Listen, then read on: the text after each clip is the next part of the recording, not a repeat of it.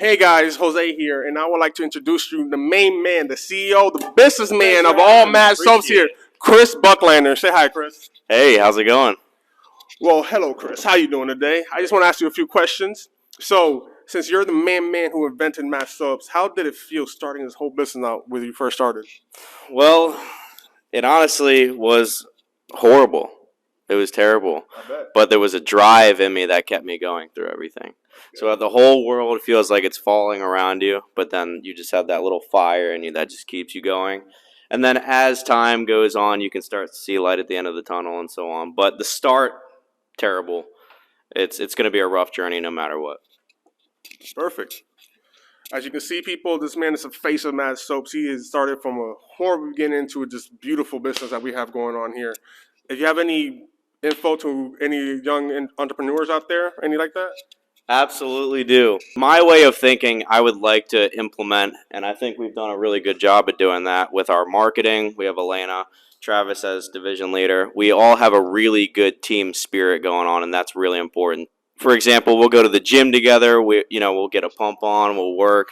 We wake up early. Every single one of us, we get up early, and we all put in our heart, souls, blood, sweat, and tears. And everybody around you should be on the same level. And as far as mindset, that's probably the most important thing is just getting everybody on the same page. Perfect. So, as the businessman, how would you tell anybody about just from the beginning to where you're at right now, the struggles, just the hurdles you have to jump through, not to mention just the clientele you have to talk every day to? Tell us a little bit about that. Well, the clients actually when you're starting, the clients will actually have higher expectations of you. When you start to build a brand, so Mad Soaps was never like a big brand in the beginning. When I go there and my name is Chris Buchleitner, I knock on your door and ask to clean your boat for $200. They're going to nag you. They're going to ask about insurance and know that you don't have it. They're going to be watching you out the window. Versus once you put $10, $20, $30, $40,000 worth of marketing, then they have different expectations. They have, okay, this is a professional company. Everyone's in uniform. They look great. They've showed up on time. They've already proved they have insurance. This, that, and the third, and it's a completely different experience from the beginning. Awesome, man. Well, from any business standpoint, I know I've seen you around every time you're on job sites talking to clients. Yeah, I see quite a bit. I always, not to mention, look at his gorgeous face right here, man. Anyways, besides that, just want to give any point of view of dealing with horrible clients and people who just don't want to pay or just don't want to just deal with anything at all. How about that? Yeah, so Travis's face lit up when you asked that question. Again, we can't name drop because it is what it is, but we've had some tough clients to deal with for sure. Absolutely. I'd say the expectation thing, I just go back to that.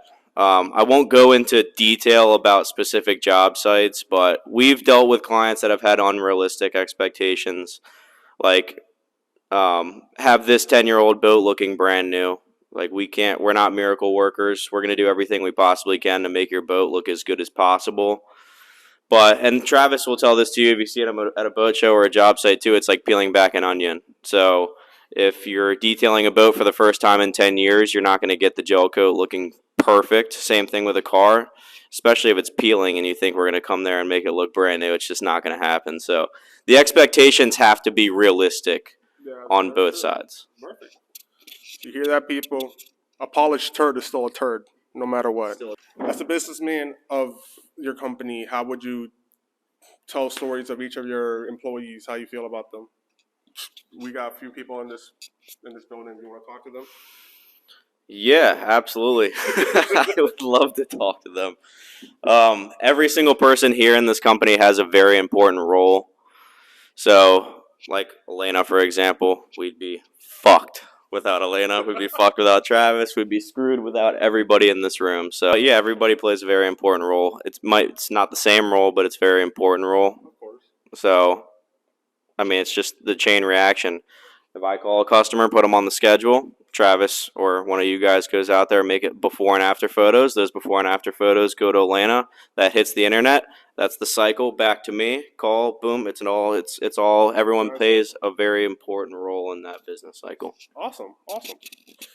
So, when we talk about before photos, when you ever talk to clients, when do you expect them to send us photos of their current boat, their situation they're working on? There's also a lot of clients who are out there who always sends us photos, but probably like from 5 months ago or something like that.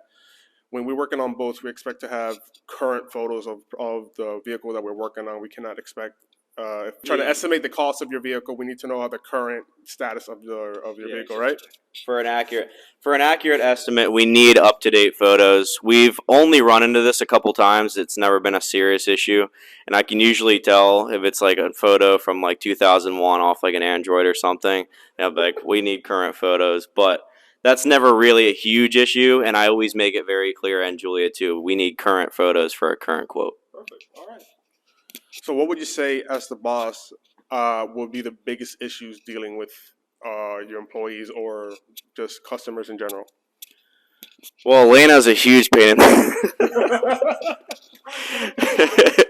No, everybody is great. I mean, it's just normal people problem. If you have friends, if you have family, it's the same exact thing. It's just, as you grow, you build more of a team, and that team, it's people make the business, so you need to learn how to deal with people problems.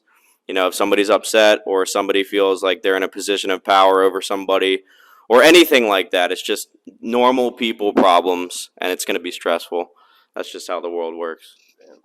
Can't imagine that. Can't imagine any stress. No, Never had stress. I'm carefree. You fucked up.